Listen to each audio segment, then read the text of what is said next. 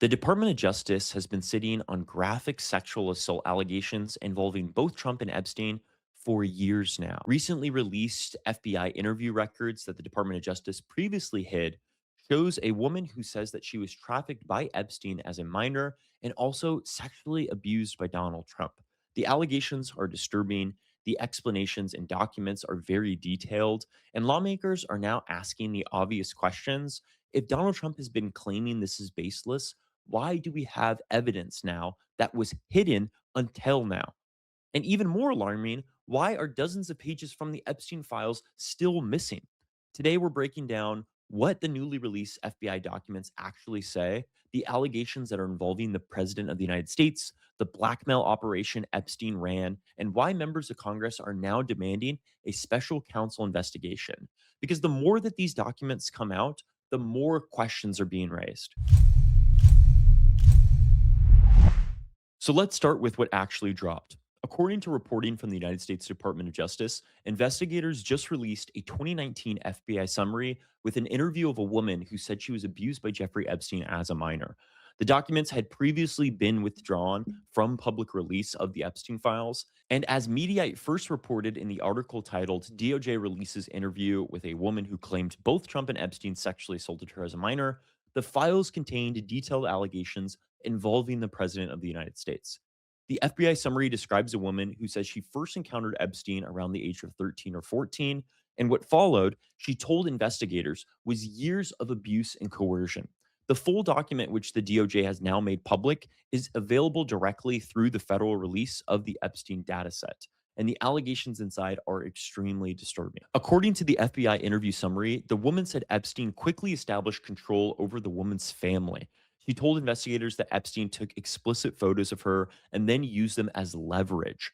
The documents say Epstein threatened to release those photos unless the family complied. Her mother, she told investigators, tried to buy the photos back, and eventually the payments escalated to the point where the mother allegedly embezzled money from her job in real estate to try to retrieve them. The woman was caught. She went to prison for trying to embezzle money to retrieve the photos of her daughter, the victim of sexual assault from Epstein back. She's the one in prison. And according to the woman's testimony, that destroyed her family. This pattern of grooming young women, photographing them, using them to blackmail and control them has appeared repeatedly in accounts of Epstein's trafficking operations. The accuser also told the FBI that Epstein gave her drugs and alcohol while she was a minor. She estimates she had between 6 and 20 encounters with Epstein, and during some of them, she said he took Polaroid photographs during sexual activity. The FBI memo also notes that Epstein pressured her to recruit other young girls, and eventually she told investigators she realized that bringing other girls to Epstein was the only way to reduce the abuse that was directed toward her. That dynamic of forcing victims to recruit other victims is well documented tactic in trafficking networks. But the part of the interview that's getting the most amount of attention is the allegations involving Donald Trump. The same woman said the allegations go on to claim that Trump attempted to make the woman perform oral sex on him. The woman claims she bit his penis, to which Trump responded by striking her and having her removed from the room.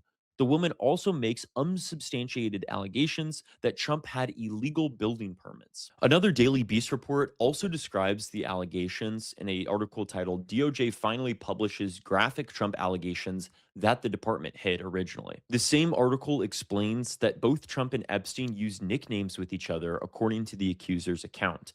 In the interviews, the woman also describes nicknames that she claims Trump and Epstein would use to refer to young women: fresh meat, untainted, and not jaded. Absolutely disgusting stuff. She noted that it appeared the president was jealous of Epstein, telling interviewers that their relationship included a certain amount of jealousy, but that at some points they ended up on level playing fields. The woman also alleged that Epstein was blackmailing people and that Trump knew about it, explaining to FBI agents that she heard the pair talking about it. She also claimed she had knowledge of illegal building permits Trump had used and said that she heard him discussing laundering money through casinos. Trump has repeatedly denied any wrongdoing relating to Epstein, and he's never been officially charged with any crimes connected to the trafficking operation.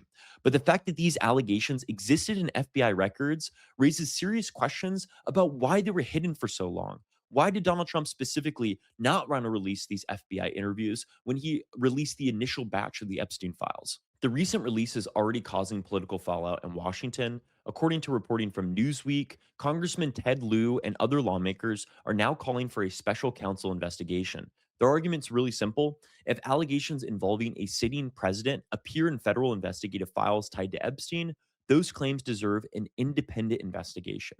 The president of the United States is supposed to be the supreme servant of the people. We should know the allegations that involve him. That should be highlighted and have an independent investigation to ensure the full truth is out to the American people. Writing on X after the DOJ released the files, Liu accused Bondi of lying under oath about the files. He wrote, Attorney General Bondi lied under oath in hearing. She stated there is no evidence that Donald Trump has committed a crime. DOJ posted 3 FBI interviews related to sexual assault allegations against Trump. That's evidence. He added, appearing to refer to New York Democrat Dan Goldman. Representative Goldman and I requested special counsel to investigate. And some critics say that the timing of this release may be part of what commentators are calling Operation Epstein distraction. This comes from a coverage by France 24 suggesting that the sudden appearance of these allegations is reshaping the political narrative around Donald Trump. But the biggest issue may not even be what we've seen, it is what we still haven't seen yet. According to reporting investigations from the Daily Beast, 37 pages of the Epstein files are still missing. No one knows where they are. No one knows what they contain. And considering the explosive nature of the documents that are already released, the gap is raising even more suspicion. Remember, Epstein's network involved wealthy elites, powerful politicians, and the most important business figures in the world. The files tied to his trafficking operation are believed to contain millions of pages of evidence and testimony, and we are still only seeing fragments of it. So, just to recap, the Department of Justice is actively hiding allegations of Donald Trump and have only released them after other events have already taken over the media news cycle. We're seeing the war in Iran. Now's the time to release the allegations against Donald Trump. Trump is denying any culpability with these crimes, but we're starting to see more and more evidence pile up against him as a sexual abuser. Why were these records hidden? Why are dozens of files still missing? And how much of the Epstein story has the public still not yet seen? Because if the past few years have shown us every single time another piece of evidence comes up from the Epstein story, it just makes the story even bigger.